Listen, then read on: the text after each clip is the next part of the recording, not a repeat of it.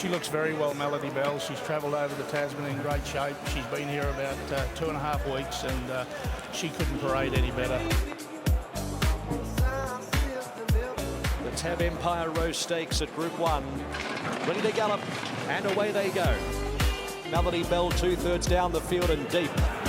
Now Melody Bell is flying home. Aristia at the 150. Here comes the Kiwi star. Melody Bell up to Aristia. Melody Bell takes Aristia. What a body mare, a mighty mare. Melody Bell has won it. Just goes to show how good and versatile she is. She's as I said back home, she just doesn't know when to not try, and you know, every time you go out, she gives you 110. Oh, this is awesome. This is what it's all about. Ginger Nuts won the Rosehill Guineas, and that was great. But to be back here in Melbourne in the springtime with you know, one of our best horses, it's a big thrill.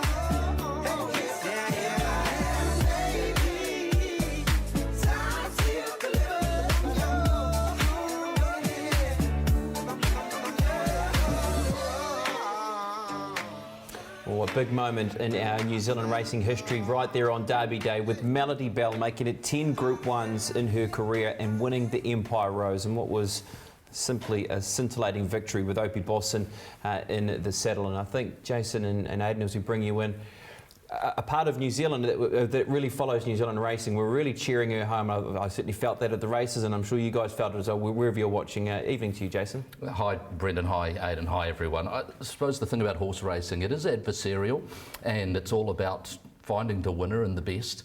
And Melody Bell last season was crowned our best. We know that she's won 9 Group 1s in New Zealand. So it was very important for her to go to Australia and win a Group 1 there, and she put that field away in no uncertain terms from that wide draw. What were you thinking, Aidan, when you were watching it? You're doing Trackside Live at the time. At what point did you feel that she was going to power into it and win? Well, she just changed gears, didn't she? Sort of at the top of the straight, I thought, you know, she's travelling, and you just see her taking the ground off the leader, and it was pretty exciting at that point because we know what she's capable of. She looked as though she was just going through her gears, and yeah, it was pretty exciting. I'm just in a little box there by myself, making a lot of noise, I can tell you. So it was terrific, and maybe she can do it all again for twice the prize money this weekend. Yeah. She goes around on the McKinnon Stakes, and hopefully she can bring her form. But how many Group 1 wins in a row is too many? You know, are we going to the well too often, or can she just do another one for us? Yeah, and like I said, Jason, I think it's important for our racing industry at the moment that we have this headline horse, that we have Melody Bell been able to do it on the other side of the Tasman. There's no doubt about it, and I'm sure very emotional for Tiako and the Tiako team, because in recent years they haven't shirked from going to Australia with their best horses, and in fact, basically throughout their history, they've taken horses over there, and particularly in Melbourne, they've had some high expectations and some real challenges to deal with. Obviously, Ginger Nuts and the career-ending injury that he picked up, but before then, Darcy Brahma running second to Apache Cat, Princess Cope, and the number of huge races she went at, you know, in Australia, particularly at Flemington, with no success. And yesterday, a real star put her hand up, and I think on Saturday she's up against one of the best from Ireland, and Magic Wand, who's going to be backing up from the Melbourne Cup that just didn't go her way, as well as some other weight for age stars, a couple from Japan to boot. So it's a litmus test of another level once more.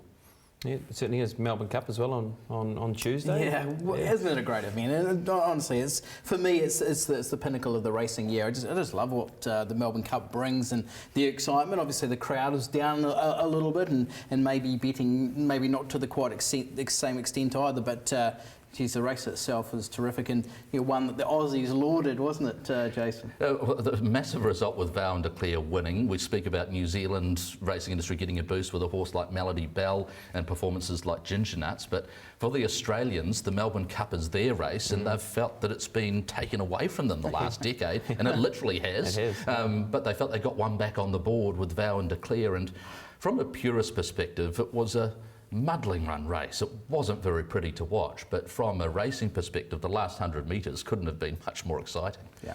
Well, we do start our own Cup Week Carnival, of course, here in New Zealand at Christchurch as well, and it begins on Saturday. And I can tell you that the TAB will have a special promotion on the first 4 races throughout Cup Week as well. So there will be a bonus back through New Zealand Cup and Show Week race meetings, refund up to $30 as a bonus bet if your horse finishes 2nd, 3rd or 4th in those first 4 races throughout the carnival. And also on feature races throughout the carnival as well, if your runner runs 4th, you will get paid out in bonus bets up to $30 if you have a fixed odds place Wow, bet. that's a really cool promotion from a thoroughbred perspective. That's It really Saturday, is. Wednesday, Saturday. And I Yeah. assume the other codes as well will be getting that bonus back promotion. I've just gone through my bank bets on races 5, 6, 7 and 8. I might have to revise it to get to change and get a race 1, 2 or 3 or 4. You've got, what, 50 minutes? Now, another intriguing piece as well that came to hand actually throughout the week, actually, it was around maybe just trying to get on to New Zealand. To all of our viewers over in New Zealand, thanks for watching us, and we are available to come over for Karaka or something like that. Oh, won't we? yeah, we'll be there. Actually, we'll be there. Get on tour. Could you can bring imagine us? Ashman off the bench. Well, who's New Zealand's version that we could slide in next to Larry Ashman? Oh, Jay Tan. Jay But, you know, Nick's irreplaceable. He'd come. I said next to him. I wasn't replacing him. It'd be a good tour. It'd be a good tour. Oh, yeah, we're available. Get it organised. New Zealand. That's fantastic. Oh, there we go. Just lob in there, Jason. Well, you know, when Marvel's Infinity Wars was released, they said that would be the most ambitious crossover event in history.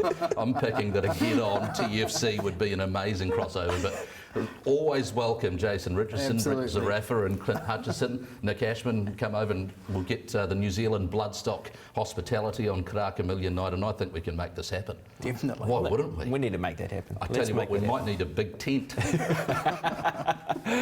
All right, nice work from the team there out of Australia with Get On, but it's time to concentrate on what is going to be an enormous week coming up out of Riccarton, and it starts on the 2,000 guineas on Saturday, where we do see Catalyst, who's been so dominant through this market. I mean, after what we saw at Uruakaka when winning the Northern Breeders, then to go on and win the Hawke's Bay Guineas, it's been about one horse winning this race, Catalyst, at $1.20, and then you also add into the fact that he's drawn in barrier number 2.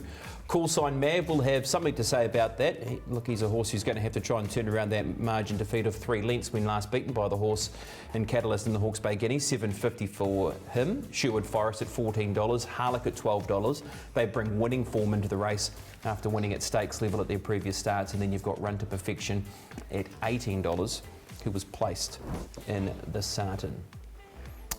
Let's talk about the map, Aidan, and I'm sure what happens up front, I'm sure that wasn't too hard to work out with Catalyst drawn well and also Call Sign Mav, who's a go-forward horse with a light gate. Yeah, I was looking for an out-and-out leader. I don't think either of these two are real leaders, but there's just nothing else in the race who's going to be there. Like I've met Run to Perfection a whole lot handier than I wanted as well, but I think it's just because there's a lack of a go-forward horse. So I think if there's a jockey with real intent, they might want to get there. We've seen Lightning Jack ridden forward at some points. Aotea Lad might be another one who gets ridden forward, or even Zelensky. So it was a difficult map for me to sort out. Really, I don't know whether you had more of an idea, but I'm sure they'll want to be handy with Catalyst and Call Sign Mav, so obviously a go-forward horse as well. To me, that's exactly sort of how I mapped Catalyst and Call Sign Mav, but sometimes when you see things that obviously connections will change and think, well, we're not just going to hand these horses a Group 1 race. So to give our horse a chance of maybe causing an upset or finishing 2nd or 3rd to Catalyst, we might need to do something different, because it's not going to be easy getting back in the race, I don't think. The problem, if you leave horses like Catalyst and Call Sign Mav in front of you, they just run too quickly off the top. Yeah. We saw that in the Hawke's Bay Guineas. He worked really hard, Catalyst, to get outside of the leader, and then rolled to the front, and then Call Sign Mav sat outside. Look at the margin that they put on the opposition. The margin between Catalyst and Call Sign Mav is smaller than the margin between Call Sign Mav and Aotea Lad. Yeah, exactly. And we're seeing him behind them. The Aotea Lad obviously runs on really well for 3rd, but Sherwood Forest gone down there and then won at Riccarton. So not only is this sort of showing that Sherwood Forest is going into the race really well, but like he's 10 and a bit lengths behind the winner, and obviously there's a huge amount to make up, and hence why we've got such a dominant favourite. He does look bulletproof though, doesn't he? Just like everything he does, and like I know we're sort of saying other jockeys might want to say, well, we're not going to hand it to them, but what do they do? You know, like if they do go up, then you're going to go up and you ruin your own chances of winning. And at the same time, I'm sure Troy Harris will want to dominate this race. I think you have to go in with that mindset, and that's what Troy has done, or that's what he did in that race. Because he was in a whole lot of froth and bubble after 200 metres. He decided to use his horse. His horse copped that, found the front, and still found that turn of foot at the end. And in the fresh up run as well, didn't have things easy, Catalyst either. So he's got a genuine engine. He's shown that he can work early and still sprint late. That's, you know, those are all the qualities of a Group 1 racehorse that you want to see. You know, I do hope he is able to continue that and win on Saturday. Yeah, that's right. Well, let's hear a little bit more around this horse, because he's a horse that's built throughout the season with what he did in the old Rocker. Of course, he impressed there, and that was the first chance that he was able to really springboard into the season with what he did at Hawke's Bay. And of course, he's handled by Clayton Chipperfield. We knew we had something pretty special his first jump out, you know, carrying me. He won his first jump out under a stranglehold by 15 lengths, you know, and then he went and did it again 2 weeks later in another jump out. So we were confident we had something pretty special, but to do what he's done so early on is a bit mind-boggling, really. Just to be lucky enough to be the one to say I'm training him, you know, it's just an absolute dream. He's never needed the experience. He was switched on from day one, you know, so it made life a lot easier. And being Darcy Brahma, you know, they're often like that. To have the father to win this and then have one of his sons go out and do the same thing would be phenomenal for the Oaks. And it'd be good to see Harlech run second too, because they've still got the broodmare. Catalyst put up a couple of lengths now from Call Sign Mav, who's trying very hard. There's about 6 lengths away then. 2 Checkers, Exuberant, Sherbert Forest running on over on the outside. Oh, but he's going to do it at both ends here. And Catalyst continues the boom. An outstanding win in the Guineas. And Catalyst gets it by 3 easy enough. He doesn't need a lot of training, you know, since his last race he's only had a 800 metre jump out and easy 1400 at Tiara last week, you know. And after that gallop, we knew we had him pretty right, you know. So we've just been ticking him along since. The pressure is there, but when I line one up, we're pretty confident we've done everything we can. Good boy. Your ears done? Couldn't be happy with him. He jig-jog off the float when we got here. Very well, bright in the eyes, and he's licked the bowl since we got here. So, I mean, travelling was never going to be an issue with him. He's travelled a fair bit in his last 3 starts, you know, and he enjoys it. When I was riding, obviously, I thought I'd ride forever. I had a lot of success here and in America, and I come home after that and after America, and I struggled with the weight. You know, over there, the weights are a lot heavier, and I was a natural over there, but when I got back, I sort of struggled a bit and thought, well, I might have to start thinking about doing something else here, you know, and we wanted to start a family, and you get a mortgage and kids, it's hard to pay the bills being a jumps rider, you know. So we started off breaking and pre-training, and we had some very good clients, you know, the Oak Stud, Trelawney, Raffles, they all backed us. But I had a couple in work just of my own that I owned just to keep an interest in, you know, and I got the old winner too. And yeah, once I'd done 5 or 6 years, a few hundred breakers, and I thought, well, I might have to give this game a bit more of a focus. I don't think the mile's a question. To be fair, like I said, the way he relaxes in his running, you know, he just switches off, and when you push that button, he's got a massive turn of foot. Ideally tomorrow, I mean, we've got the perfect draw. I mean, the way his racing style, we can put him anywhere we like, you know. If something wants to ping the gates, we'll sit behind them. If not, well, we can lead. He's a nice, relaxed rider, Troy. You know, he doesn't panic, and obviously, you put a rider on who can panic, well, he can obviously upset the horse and get them over racing as well. But no, he's got great hands. As soon as he drops them, Troy relaxes, and so does the horse, you know. They are a perfect match. It'll be a huge relief once it's all over, you know. I mean, there's been a lot of media going into this horse in the last 3 or 4 months, and it's been great, you know. But no, certainly looking forward to it, you know. And half Te Amutu are behind us too, you know. They're all loving it. It's just a big opportunity like this come out of a small town, you know. It's great. It'll be the top of what I've ever experienced in racing, for sure. You know, the Group 1 race in America was pretty exciting.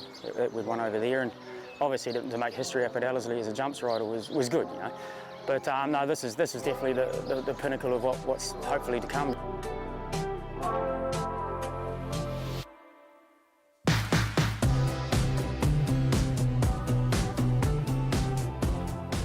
I think that's the key part of the story around the success of Catalyst is also the success for Clayton Chipperfield as well, because as he spoke about in that story, we do know him as a very good jumps jockey, but he's a very good horseman behind the scenes, known by many in the industry, and now he's got his hands on an exciting Well, horse. I remember him from his time back in New Plymouth. I think he and Michael Walker used to help Alan Sharrock up. There's that story, isn't there, that Alan went away and the boys were meant to be feeding up in the afternoon or giving them a gallop or something in the afternoon, and they'd forgotten, they'd slept in or something. It might have been a morning gallop, and the horses came out and won anyhow, so it didn't matter. And remember him from those Golden Flare days. He used to stand on the back of the horse on the hindquarters and do the back flip off. I wonder if we can get something like a bit of a catalyst. It might be the Clayton Chipperfield challenge for the 2,000 guineas. I wouldn't want to be having anyone back flipping off Catalyst with a view to, if he does win on Saturday, 2020.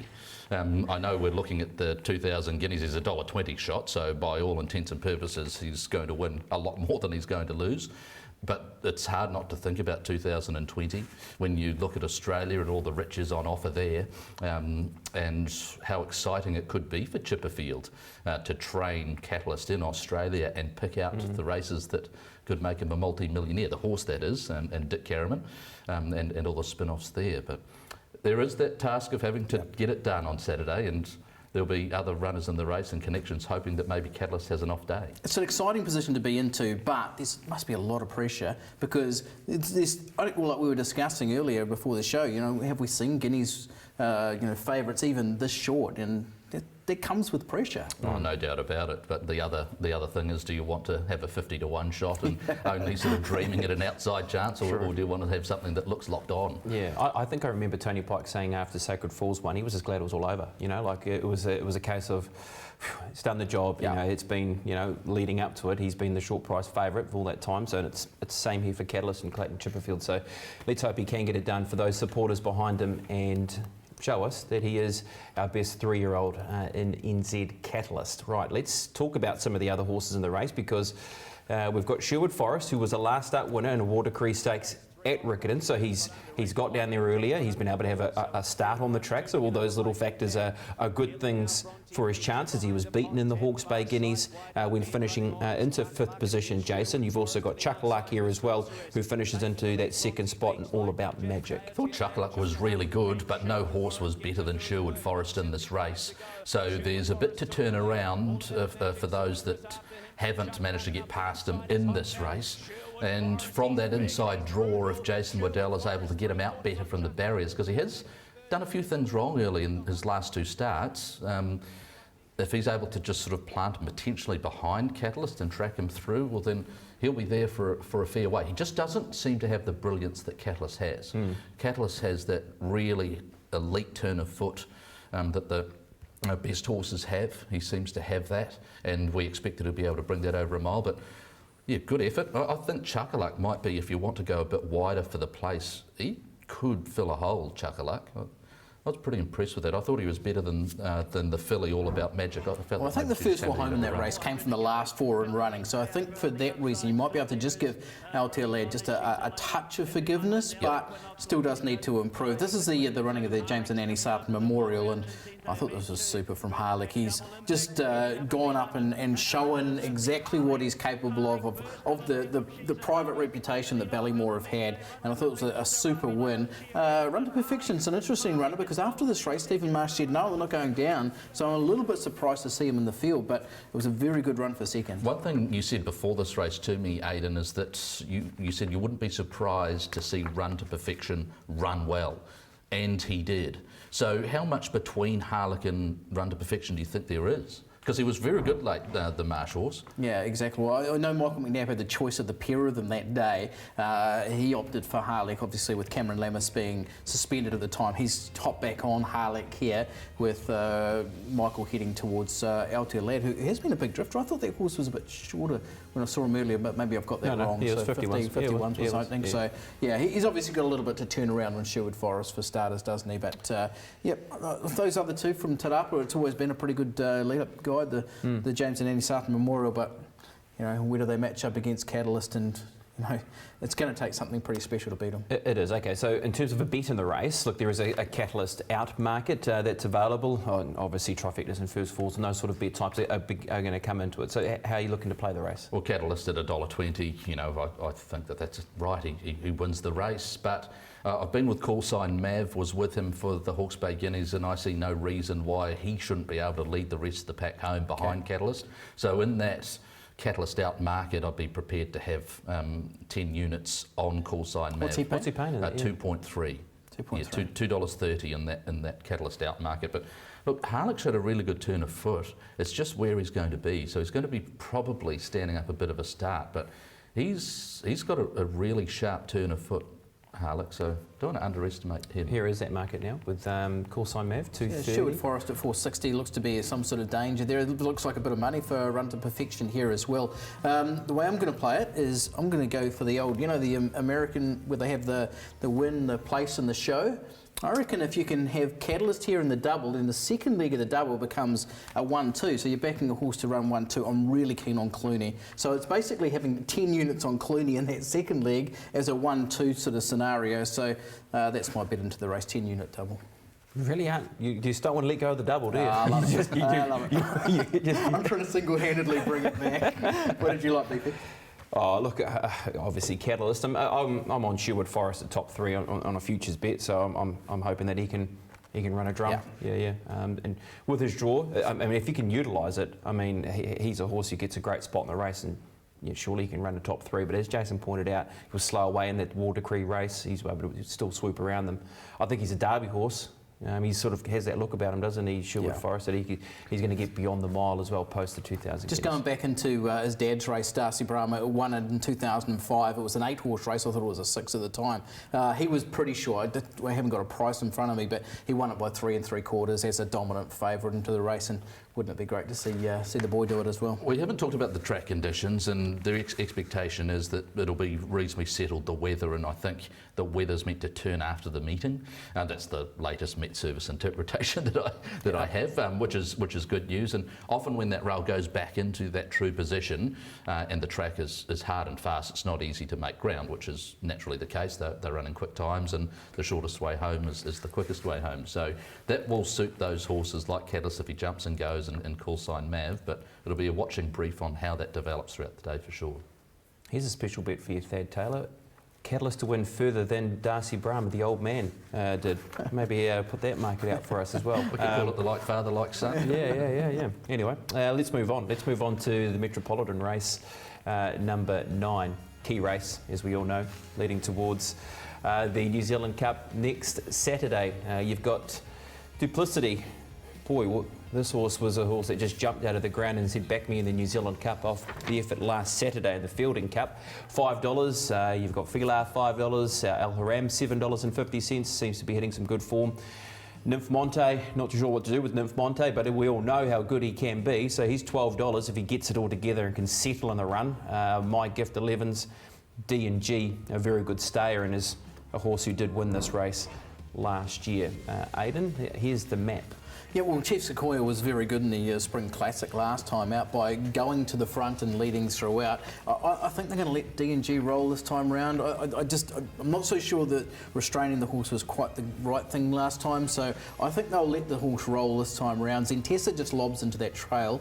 I'm just not too sure about El Haram and My Gift, Humble Pie, where they fit in, but I think the rest of them will probably slot back. And I had mapped this a couple of times, the first time being a little bit more compact, the second time thinking they will string them out a little bit and they'll be able to get in. So I'll be surprised if they don't ride Nymph Monte cold here. Well, I think they need to, don't they? They need to try and get this horse relaxed and get back into a good rhythm if they can find that. Look, there's no reason why he can't be a chance. But let's go to this effort, though. Last time to the race, a stake success for Chief Sequoia, going forward and winning. A horse who found it very hard, Justin, to win a rating 65, and he wins a key lead up towards the Metropolitan / New Zealand Cup. Yeah, it was very well ridden. Positive ride, Sam Weatherly. He sticks with. Thought the run of King of the Dance was very good, finishing off late.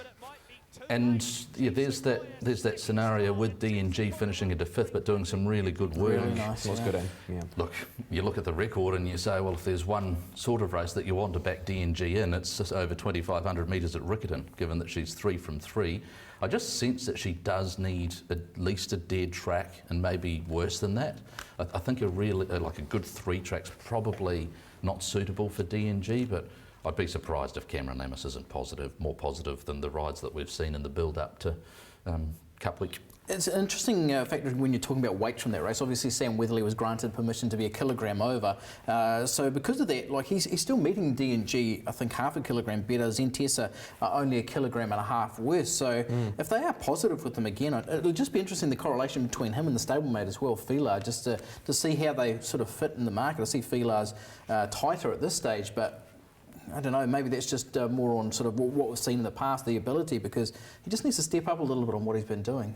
He does. Look, he was placed in this race last year, wasn't he? He was one of the favourites for the New Zealand Cup last year. We know he is better, and more distance on the weekend is going to be a key factor for that horse. I see they made the gear adjustment of putting a tongue tie on as well with Fila. Let's go to El Haram. Won last time to the races at Ashburton. Look, he's a horse that, you know, will enjoy the distance. He's bred and he's raced overseas like he is going to appreciate more distance. A horse that just keeps finding the line here, Jason. And Owen Patrick was able to win at Motu Karara after this. Is this the type of form that's going to win the Metropolitan? I don't think so. Maybe it's more, is the track going to be the type of track that's going to allow El Haram to get closer to some of those sharper horses on top of the ground? Maybe I'm underestimating him a little bit, but I just prefer him with sort of a bit of cut in the ground. I don't know if he'll get that Saturday. He's just a funny old horse. Like, he's won 2 of his last 4, but then you look at his overall record, he's won 3 of 32. It's just, maybe he's just in career best form and something's clicked and, you know, he's started That's a very soft race though, isn't it? It is. Like, So in he fairness, needs like to St step Andrews up again. Masonic and...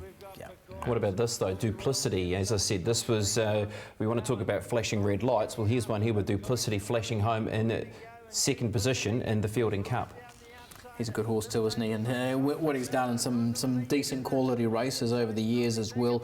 He was second in the New Zealand Cup last year after, he then came out and won Manawa 2 as well. So we know he's well capable, and I thought he's at the weights, you know, he's 56 and a half, and what is a pretty compact sort of weight spread. So well, I think he'll just be fever pitch for the second day. It's an Ash Meadows special, isn't it? Yeah. He just he knows how to pick horses for target races. He got undone by a slow track, I think, last year in this race, and then he came out and he nearly pulled it off in the New Zealand Cup itself, going down to Biswinkle, but it was one hell of a battle down the straight.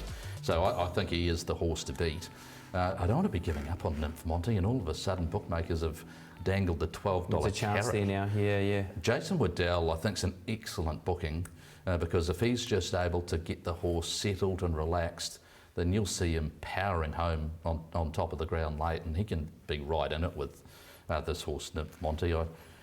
I'm prepared to play that forgiveness card one more time. He won this race. The odds. He won this race a couple of years ago, didn't he? You know, and he powered straight into New Zealand Cup favouritism off the back of that. I mean, if he can produce something like that, I mean, he's a chance for sure. But Aidan, what do you bet? I thought D&G was a price here, and I'm happy to play him. Just a small unit spend, just on the fact that he might be sort of heading forward and being a chance at a nice double figure price. Yeah. No, I'm liking that. And then probably moving towards the Cup. I think $18 for the Cup for D&G. Duplicity $8 for last. And the $7. difference with the Cup as well, we've got Kaharo there who's going to sort of push weights down a little bit, and we've got some of those other horses, but I want to be keeping an eye on horses like Filar heading into this as well, like Nymph Monte, like Duplicity, because I think it really will be a that's the Cup difficult thing about the Cup Carnival, because in reality, because of the setup for stayers and the stakes money involved for some staying races, these Cup time races are targets because of the stakes that they have relative to other opportunities for these stayers. So these horses in the lead up, they haven't been peaking, and often they haven't been as positively ridden as they might be in a race like this. So you can expect to see a lot of improvement from a lot of horses for a race like that, I think. Is this it's a handicap-free race, isn't it, into the Cup, the Metropolitan? So you can win this and you don't cop a re-handicap yet. Right, let's move on to the Pegasus, the listed 1,000 metre race, where we do see last year's winner in Casa Quinman and competing. It's at $18, a horse who has been backed in a touch from $21. Signify, the Group 1 winner, at $9. You've got Don Carlo at $8. Pippi Ray, $12. Sensei, $3.80. Disturbance, $7. Second up for that runner. Weka Force, $7. She's All Mine at $9. Tricky old race, this one, I thought. Race number 5. what do we do with the map? This is as much of a guessing game as what I could find, really. I think Wicked Force will go forward with Vinnie's Volley. She's on Mine's got speed, and I think they'll be happy to let those horses find their feet, the real 1,200 metre horses, but the ones who might be a little bit suspect, I think they'll be maybe putting the pedal down pretty early on here. The thing that I'll be watching really closely, and I'm interested in the middle portion of your map there, because I think that's the sweet spot. Yeah. And so the battle between Johnson on Signify and potentially Weather on Sensei, who might get that first drop while still having their horse happy and travelling well, that might be the winning of the race. I think sort of producing off the back of some genuine speed here with those two horses. You could see the presented centre track and just go bang, release. Well, let's go back to the Group 1 from last year, or also beginning of this year, should I say, and that being the Telegraph, and where we do see a line through Sensei and Signify. They were placed, as I said, Signify won this race back in 2017, Pippi Ray in the race, and this is when Melody Bell got it all wrong as well, of course, back in the field. So we're trying to line up the group. Bostonians in there as well. That's it goes right, around in a seven-figure race this weekend as well. So a couple of horses going around in big races in Australia. But this is Group 1 form. You know, we are seeing that. You know, Signify dead heats for third. He'd won the race, you know, a couple of years back as well, and obviously Sensei's performance was first class. So it is Group 1 form, and you bring it back to a listed race, albeit over 1,000 metres at the beginning of their preparation. But you've got to respect that form, Jason. It's quality. Well, I remember watching Enzo's lad in Hong Kong, and then they pushed on to Royal Ascot with no success, but that's what winning Group 1 races can do. I really like how Sensei trialled. So that was a look at obviously dead heating with Signify. I thought this is a really nice trial. He's a very sharp sprinter. You just want to take a little bit of the edge off him because he can do things wrong in the running, but if there's good speed in 1,000 metres fresh, plant him behind, release him, and I think he'll give you something pretty special. He's always hinted at that. This race just has the right sort of shape, the right sort of feel that if I was Weatherly, I'd be really excited about this ride on Saturday. Trolled up really nicely there too, didn't he? He was never really I'll never be tested, Weatherly, being twice the size of him. Well, let's move on to She's All Mine. Now, we're going to go back 2 starts ago when She's All Mine was winning. Missed the kick last time of the race, so that was the end of the penny section for that horse in the Copeland trial. Also, we see Wicked Force here, Aidan finishing third. It's interesting, drops back from 1,400 metres to 1,000 for She's All Mine. And Wicked Force, I think, is a key speed influence in the race. Another horse dropping back from 1,200 to the 1,000. But in the past, we have seen these type of horses show up in this Pegasus. We've seen, you know, lower grade horses be to the fore. So for mine, they need to improve a little bit, but they can take advantage of perhaps just a little bit of vulnerability of those horses fresh, you know, who might be looking for a 1,200 metres of a Stewards on Wednesday. So I've got to respect that form because She's All Mine was terrific as a 3-year-old, and Wicked Force is in great form. I'm really struggling to understand why bookmakers have Wicked Force more favoured than She's All Mine. In that race that She's All Mine won, you know, closing tote 3.6 compared to 5, and there's really no discernible difference in the conditions that they get relative to each other. So I know the 1,000, there's a school of thought that would say maybe the 1,000 suits Wicked Force more than She's All Mine, but I just didn't understand why Wicked Force was more favoured. So I thought She's All Mine was a really good chance. Yeah, there's a bit of meat on the bone there, isn't there, around She's All Mine? I thought maybe of having a nibble. And what about these two John Barry trained runners, Hugo the Boss and also Vinnie's Volley? That now you spoke about where these horses can end up map-wise as well, Aidan, especially Vinnie's Volley is a horse who does like to get on with the job. Well, Hugo the Boss has had 6 starts at 1,000 for 4 wins, so he's an out-and-out 1,000-metre horse. But Vinnie's Volley is interesting because the last couple of 1,200-metre races, he's been there and just has maybe just peaked on his run a little bit. So 1,000 metres might be just perfect for him here as well. So yeah, you've got to respect anyone who's, you know, he's sending his horse from Hastings down to Riccarton for a $50,000 listed race, and you'd think they'd be ready to rock here. So it's a difficult race because there's so many of those sort of angles here. And what we've tried to do is to try and pull out the most relevant, best pieces of form for all these horses. And you know, we have seen Trentham and both Riccarton being tracks to the fore over the short courses like there. So if you start pulling out all the other races that sort of mix things up a little bit, I think it makes it a bit clearer. I really like Sensei, want to bet him, and I think She's All Mine's the value, and I wouldn't be surprised to see She's All Mine start shorter than Wicked Force on Saturday. Okay, so that's your bet. I just had a small little each-way play on Pippi Ray here. I thought it was an okay sort of price out there. Just here's a horse who is 2 from 2 at the distance and has won 9. Goes okay fresh. So yeah, how'd you play yours again? Yeah, so Sensei is the main play and a smaller play on She's All Mine. But, you've got a high-quality horse in Signify, a Group 1 winner in his own right. Don Carlo's had a few issues, but is back. So, yeah, really looking forward to the race. What's your steer on the race, Beck? Yeah, I'm happy to give She's All Mine another chance. I am. I've got a bank bet on her as well, actually. So we'll see that at the end of the show. We're going to leave it there for Riccarton. We've got the 3 black type races there. Also got a black type race out of Te Rapa. We'll see that just after this. But away goes Catalyst and Troy Harris in the daffodil colours again. Wow, have a look at that. Has been way too good. And now Catalyst has got out into the clear. He's been set alight and is coming out after them quickly. Whoa, look at him go. Catalyst. Boy, has he got some gears. That's as easy as you like. Troy sitting quietly on the favourite though, and Catalyst put up a couple of lengths now from Call Sign Man, who's trying very hard. Oh, but he's going to do it at both ends here, and Catalyst continues the boom. An outstanding win in the Guineas, and Catalyst gets it by 3 easy enough.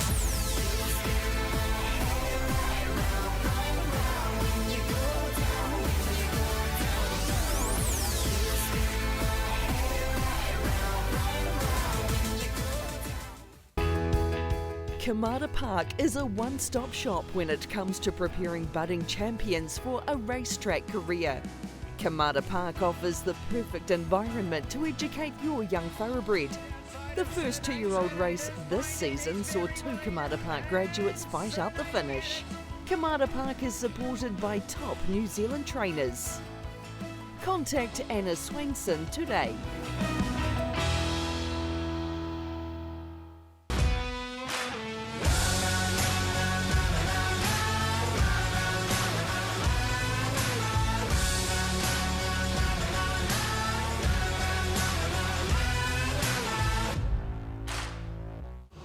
This is it.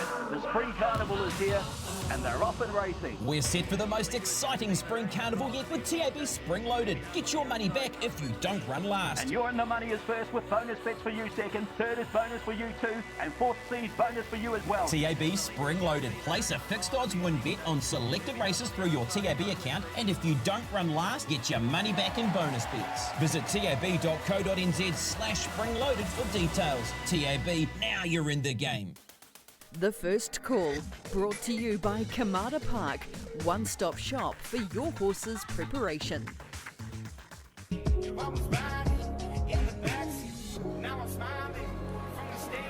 Well, it's a sporting event like no other. I wish the best of luck to everybody involved with their horses. Ready to go, stalls are back and they're racing.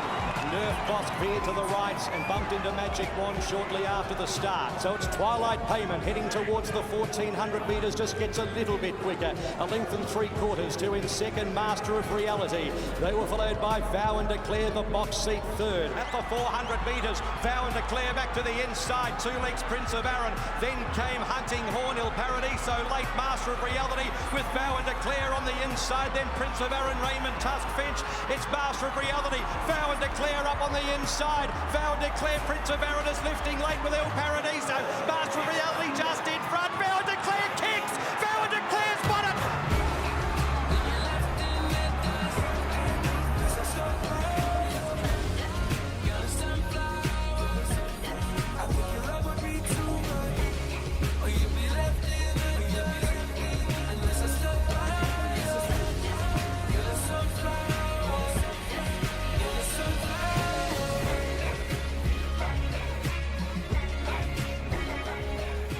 Yeah, what a day it was for Australia. Australian owned, bred, trained. Craig Williams grabbing that Melbourne Cup as well. Terrific scenes here, Aidan. magic, isn't it? And that's what really does sell our sport to the masses. We see huge crowds, a great finish, those horses, especially across the track like they were in that head-on, really just fighting to be the first. They want to compete, they want to be out there, that's what they're bred to do, and they gave us a real spectacle on Tuesday. Il Paradiso, the hard luck story out of the race? I think so, I really do. It was flying home. It's come from 21st in running on the bend, basically, where the other horses, first, third and fourth, have come from, you know, the first 3 spots in running. So massive performance from Il Paradiso. Certainly was. Right, let's move to Te Rapa now. We do have a stakes race there. It is the Legacy Lodge Sprint. Now, it's a market where we do see Ferrando $2.40, Media Sensation $3, $3.60 around Dawn Patrol. These are 3 horses that have competed at the highest level with success.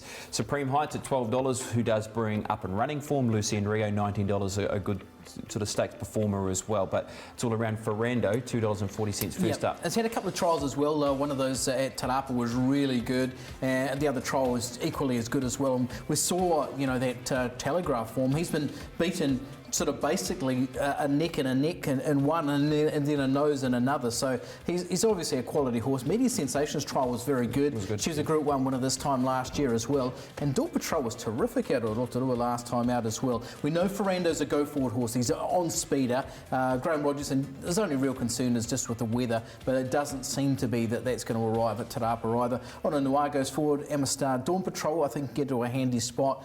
Supreme Heights' best form's been on wet tracks, but is in really good form, and I think Media Sensation just has to get back from that that wide alley, but I'm sure Michael Coleman will be just anxious to get the horse into the race at the right time. Yep, with Ferrando, that is for sure. It's the #1 spot to be for him, in front up against the rail. Let's go back, Jason, to this horse trialling. It was out of Te Teko on the 23rd of October. He's fresh up as well on Saturday, and we have seen him carry a big weight in the past. He won with 60.5 kilos out of Otaki when winning first up as well last season. I think he's come up really well, Brendan. We know that on top of the ground, 1,200 metres, being able to roll at his high cruising speed is how he can be very devastating. Rating 85 company at Te Rapa a couple of years ago. He went 193 carrying 60 kilo. As you mentioned at Otaki, he's gone 110 basically carrying 60.5. So, you know, he's the horse to beat. That said, Media Sensation is a high quality filly now mare who resumes in her own right, Aidan. Absolutely. Just going back to that trial, it was Spring Heat finishing into third, and she's come out and won really nicely at Ellerslie on Tuesday as well. But here's this horse, Media Sensation, and if you caught weigh-in on Sunday, Michael Coleman was expecting a bold first upper from her. This was a terrific performance from a quality filly. She's obviously come back pretty well at 4 as well, so she is a really nice horse who was a Group 1 winner of 1,000 guineas this time last year, Jason. Does get 7 kilo on Ferrando, which is a plus. Dawn Patrol. Now, if the race is run at a nice, genuine tempo, look, Dawn Patrol's a horse who showed in that race at Rotorua that, look, if the race is run right, he can win any race that he lines up in, and it looks like he's going to be a short course horse, and this was him winning the Swainies. It's a lovely ride too from Jonathan Riddell, wasn't he? He just made sure that everything went his way, gets through and gets a weight for age win. Obviously, he was a horse who was winning, or just about winning, a week earlier than Media Sensation when running second actually in that 2,000 guineas at Group 1 level. I thought his run going back 3 starts was very good and winning as well, and just didn't quite bring it in the spring sprint for some reason, but he's a quality horse, and with a weight for age winner under his belt as his previous, and then getting a bit of weight relief this time, I think he's a contender. I just think he rides that horse beautifully, Jonathan Riddell. He knows that if he can get it cover and get it relaxed, he's going to have a pretty decent turn of foot at the end. Okay, that was a heavy 10, and they ran 117 for 1,215 metres. But at Pukekohe, when Riddell rode him to success, he went 110.6. So, you know, he's not far from being plenty fast enough to run off the back of Ferrando and potentially come with Media Sensation, so you can understand why bookmakers sort of have him in commission. But I just don't think they'll get past Ferrando on Saturday. I think he'll jump, run. If Elliott just lets him roll and uses his speed, he'll win easily. I like that confidence. It's my bet of the weekend. Whoa, there we go. That's what I like to see. It gives me a little bit of confidence for my first leg of the double. I've got Ferrando in there, along with the other 2 favourites as well, and that's Dawn Patrol and in media sensation. I'm going into Showdown, who was really good in running second, resuming last time out at Te Rapa, so that's my bet into the race. I like Showdown. Showdown actually won the maiden at that meeting last year. Did Showdown for Tim and Margaret Carter, so there you go. That lines up in race number 6. So Jason, liking Ferrando is the best bet on for the weekend coming up. All right, we're going to take another break, and when we come back, we're going to concentrate on what's happening out of Australia.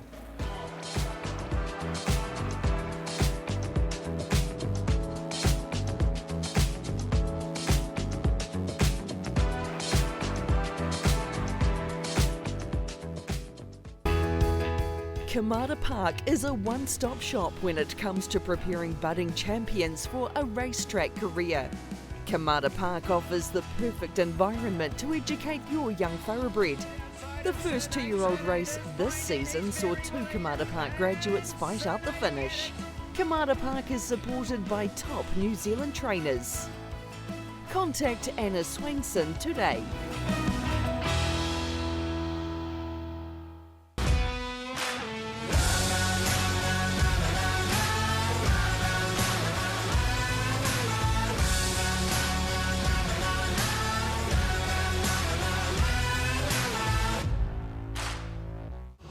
This is it. The Spring Carnival is here and they're off and racing. We're set for the most exciting Spring Carnival yet with TAB Spring Loaded. Get your money back if you don't run last. And you're in the money is first with bonus bets for you second, third is bonus for you too, and fourth sees bonus for you as well. TAB Spring Loaded. Place a fixed odds win bet on selected races through your TAB account, and if you don't run last, get your money back in bonus bets. Visit tab.co.nz/springloaded for details. TAB, now you're in the game. The First Call, brought to you by Kamara Park, one-stop shop for your horse's preparation.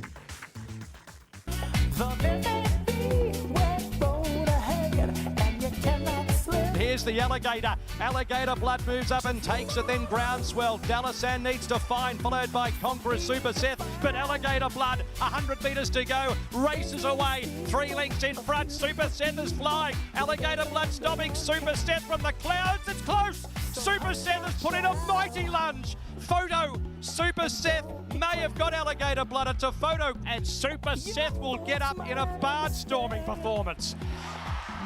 Super Seth Mark Zara. What a win. And keep on wishing. Remember your dream is your only scheme. So keep on pushing. Well, they do say that the Caulfield Guineas, Aidan, is a stallion-making race, and I'm sure Waikato Stud will be hoping. Yeah, absolutely. It has been over the years, hasn't it? And a decent get for them, as they say. So it sounds like he's going to stay and work with Anthony Friedman. Jonathan Munns has retained 20%. A horse who was bought by Dean Hawthorne, a Cambridge bloodstock agent with a great reputation of buying decent horses, and he's bought one who's been a classic winner. I think he'll be a great addition to their roster, Jason. So Waikato Stud standing a son of Dundee. And they've had a big day today as we go live. They've just won, well, a daughter of Ocean Park has won the VRC Oaks. So another little tick in the box. Geez, hasn't Ocean Park had a week? Unbelievable. Unbelievable. Yeah. All right, well, let's move on and talk about the weekend coming up, because we do have the McKinnon Stakes and another chance to see Melody Bell take on the Australians as she searches for another Group 1. She's a horse that was rated around $4 when bookmakers did open this market originally. $9.50 around Hartnell. You spoke about too, Jason, around Magic Wand, who could be a big threat in the race. Was $7, now $6.50. A horse backing up from the defeat from the Melbourne Cup. You've also got Cape of Good Hope at $18. I just got it. It's a reliable man. Sorry, that Ocean Bound. I got confused by the name. So Westbury Stud will be waving to the crowd. My apologies. Yep, but obviously Colding and all those sort of horses. Nevertheless, Ocean Park has been flying. Dancer Tess is an interesting runner, isn't she? You know, at her best, she's a couple of Group 1 wins now with Chris Waller. It'd just be interesting to just see how she's progressed from that first up run with him. Obviously, he had another one, but I'm not too sure what to make of her. Well, Melody Bell, she has to do it again from an awkward draw. She's drawn out again. Not handing her any good draws, are they? But on what she did the other day in the Empire Rose, she was just superb, wasn't she? So it is a step up, though, isn't it? It is. It's against the boys. It's harder, and up to 2,000 metres, but she's been very good at that distance She in the has, past. and you like the fact that it's going to be the 4th day of the carnival. The wide draw's not going to be so bad. You'd expect, because of the rain that's been around, that there still should be that give in the ground, which will be no problem to her whatsoever. So hopefully she'll get a chance and it's run at a genuine tempo. Fingers crossed. Yeah, that's the hope. A good, genuine tempo in the race. Let's move on to the matriarch now, because this does have Rondinella in the race. Key factor for Rondinella, I think more distance now, 2,000 metres. I think the way that race panned out for her in the Lady Day, the ladies' Vase at Caulfield, she just looked like a horse who was still closing, looking for more ground. She's $5 to win this. And she does draw to get a really soft run. She's been unlucky in some of those runs. Remember the Stock Stakes second when she was just denied. But remember through the Sydney Autumn when she was terrific in some decent races as well. So fingers crossed that she goes really well for Roger James and Robert Wellwood and the team there. Just seems like, that distance is, we've just been waiting, so surely it's time to go bang. Yeah. Daughter of Ocean Park. Rondinella. Are you sure? Whispering. Right. No wonder I don't get any invites to these stallion parades. Absolutely mupping them up. Let's move on. Kiwis in Australia. Sir Charles Road missed out on making a shot at getting into the Cup. So Sir Charles Road runs into Queen Elizabeth, the Bostonian as well. And as we touched on, Rondinella and also Melody Bell. Big day for David Archer, obviously, with back-to-back runners there. He's pretty happy with Charles Road. I spoke to him earlier today. Bostonian is training okay, but up against, the Santan and Annie Lanes and obviously the filly down the bottom. I hope it goes well, the Bostonian, and maybe they could, if it goes well enough, book a trip to Hong Kong for the Hong Kong International Sprint. Yeah, That'd be right. nice. And of course, Dan O'Sullivan as well will be available on Trackside Live and online as well for his selections out of Australia. All right, we're going to take another break, and on the other side, we're linking with Thad Taylor.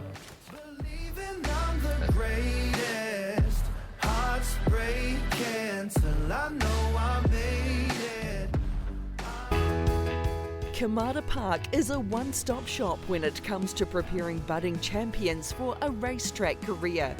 Kamara Park offers the perfect environment to educate your young thoroughbred. The first 2-year-old race this season saw 2 Kamara Park graduates fight out the finish. Kamara Park is supported by top New Zealand trainers. Contact Anna Swainson today.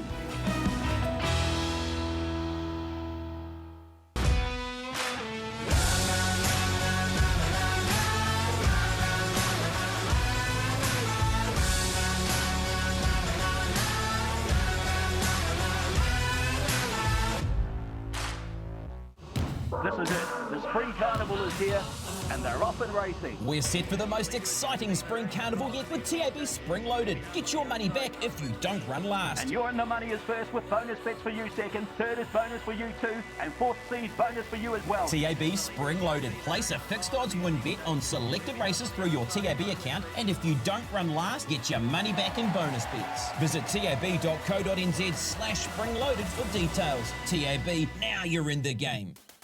The First Call, brought to you by Kamara Park, one-stop shop for your horse's preparation.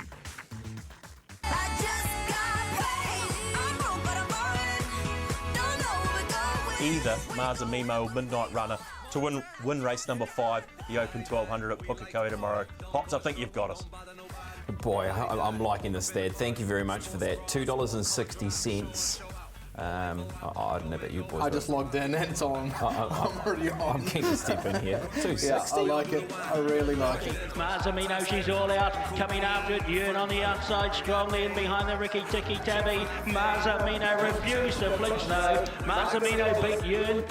Expect to see her back here at Counties, you'd imagine, on Cup Day for a race like the Counties Bowl. First race at Counties, Zen Vanarama, who was very unlucky to not win last start of the race at Harwood, at 10 units on that. Vanarama and Franklin go to Barbara. It's Ivana Rama in front here, and the long lengthy straight here at Pukekohe Park to her favour. And Frida Fur, and it's got a big weight to carry, but Horsey looks well placed. Priest of Fur at the 100, just in front. Still there is OCD on the inside of it. Coming after them is Creative Genius. Priest of Fur with its nose in front, and that's been a big win from the favourite.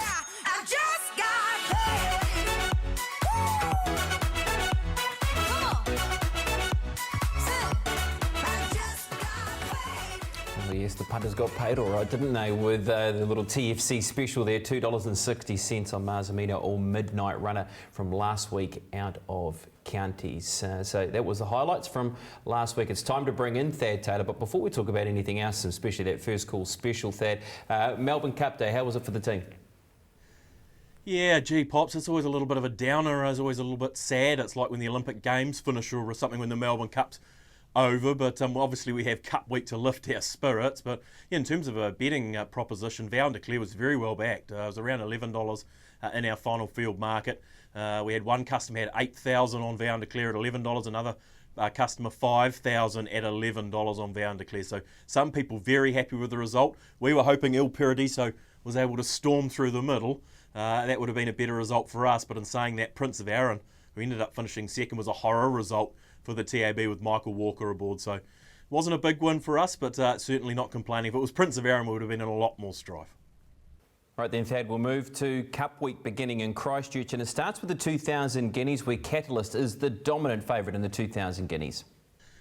Yeah, boy, oh boy, they don't get too much shorter than Catalyst BP. But, you know, in saying that, when you get these short price favourites, if you do think of it, about how many times they'd win the race in 100 attempts, and you think Catalyst win this race more than 85 times out of 100? If the answer is yes, then $1.20 is actually value, albeit I wouldn't be leaping into $1.20 myself, but certainly deserves the quote, should win this race, awfully hard to beat. Probably some real interest around the place books. Harlech and Run to Perfection, both coming out of that Sarton Memorial BP, both have a little bit of interest there. And also interestingly, we're paying back to 4 place dividends in our top 3 market for the feature races over Cup Week. So you can have a bet into those top 3 markets around those 3 feature races, and we'll pay back to 4th dividend bearing placing. So that is interest, but Catalyst all the rage. They're not really backing anything to beat it. I can say Harlech and Run to Perfection if you need something else. Just how the punters lining up these 2 other features at Riccarton? Yeah, look, some real movement in the Pegasus over the 1,000 metres. Weka Force 8.50 into 7 early. We've got Sensei in the race resuming at 3.8, but they really do like Weka Force after that last start win. Over 1,200 metre, just clung on back to 1,000. They think Weka Force is going to be awfully hard to beat for Terry Ray. Also had a bit of money for Casa Quinman, a little move at odds, 21s into 18s. The Metrop's always an interesting race with half an eye on the New Zealand Cup, obviously, and probably the horse that needs to win it to really cement its place is Humble Pie. We're seeing some money for Humble Pie at $12 in a Metropolitan. It was a good win last time. Has to step to this level, but needs to win to be in, I'd say. So Humble Pie at $12 might be the each way. El Harim, the other one they don't mind in that Metropolitan market. We'll move north now and we head to Tarapa, the listed race over the 1,200 metres, the Legacy Lodge, and we do see favouritism here with Ferrando. Yeah, exactly. We've settled on Ferrando. First up, had a couple of trials to prep it for this. Does have 60 kilograms, but will get a good track. Going up against Media Sensation, the 1,000 guineas winner. She's resuming as well. She's had a couple of trials.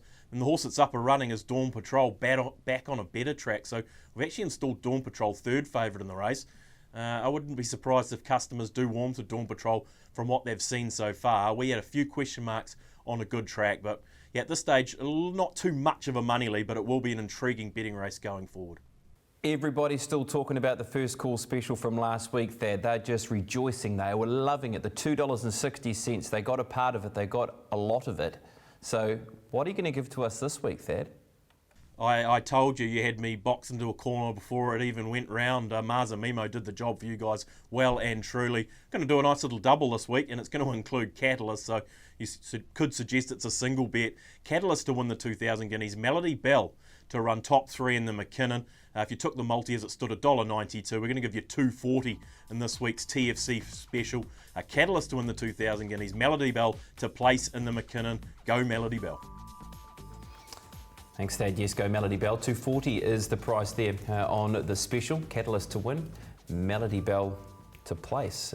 Currently $1.55 Melody Bell with the New Zealand TAB to place. So wow, that's 1.2 into 155. It's certainly 240s. There's a little bit of percentage on top, a little bit of cream. Yeah, it's nice. Yeah, I think that'll get some traction as well. Okay, well let's we've just heard from Thad. Let's now crack into our race to the 1,000. It's getting fairly nice tight, start, boys. Fairly tight. I think you're going to have to sound the siren here, second versus first. Yeah, what's the reason for that? I think one of my bets has dropped off as an Atlantic Peach isn't showing there. Okay. Nevertheless. Looks like I'm going to have to swing for the fence at some point very shortly too. Yes, anyhow. Good week from both of you too anyway. It's profit's good. Let's see if we can roll up here with Ferrando Langkawi's a nice each way at Te Rapa. Then at Riccarton, Monderani, a Kevin Myers horse in the first race of a carnival. Don't mind that little formula. Sensei, she's all mine in the Pegasus. Call Sign Mav in the Catalyst Out market. On show, this is a John Barry blinkers on scenario, dropping back to the sprint. I think she can run really well from a good draw. Duplicity Nymph Monty. Okay, take you through mine, and there we go. It has to be you, the 2-year-old who's tried it really nicely for Roger James and Robert Wellwood in the first at Te Rapa. Soft-hearted I've made as my bet of the weekend. I don't know if I've got 42. I didn't know I had 42 left, but 42 left. Okay, there we go. We'll have that on there. Double, 1, 2, 4, and 5. So 5 units of that will be $15. 5, pull your socks up 2 into 5. Virtuoso Lad, who I thought was pretty good, 2 into 4 there. Pippi Rate. We'll get that one spelt right. 2 units for each way basis. Duke of Plumpton, 10 will win there. No relation to Terry Ray. Nice. Double Catalyst into Clooney, D and G each way. And to Hastings, pretty keen on Glorious Dream and race 7. How about you, BP? All right, we'll start mine at Te Rapa. I like Scorpson race number 2, Blinkers On. Very good run in the Dragons Leap race last time out, so 5 units on that. Heart of Soul, I'm going to have something on that runner. I think that's the race that you've gone for your runner in that race. I'm going to go with Heart of Soul second up. My Superior Girl race number 6, I think the Better Surface will be a guide for this horse. And Langkawi, yes, I like that as well as you do, Jason. 5 units on that runner. Mondanari, yes, I'm going to go with that as well. 10 units. 10 units on She's All Mine, and Louis in race number 8. 10 units on that. And then we'll jump to Holstein and have 40 units on that runner in the second race at Hastings. I think this horse can get it done at Hawke's Bay. Has trolled up super in an open handicap trial where it's just sat him behind them and it's ready. It was coiled up and ready to go. I like him on Sunday. Nice. Hey, Rod, just absolutely putting the hammer down at the moment with his best bets. Soft-hearted is yours, Aidan, is it? Yep, it is. At Te Rapa, and you're going to Te Rapa as well, Jason? I don't think that'll quite bring me back into the green, but it'll get me closer, importantly, if it wins. All right, soft-hearted for you, Aidan, and Mondanari. You do like Mondanari. Ferrando for Jason as his best bet. Right, that's us. It's been exciting week, isn't it? Melbourne Cup week. We almost forget what day it is, but of course we've got Cup and Show Week coming up on Saturday, and Catalyst, the 2000 Guineas favourite. Can't wait to be there. Thanks to Aidan Rodley, Jason Tan. That's us. The first call brought to you by Kamara Park.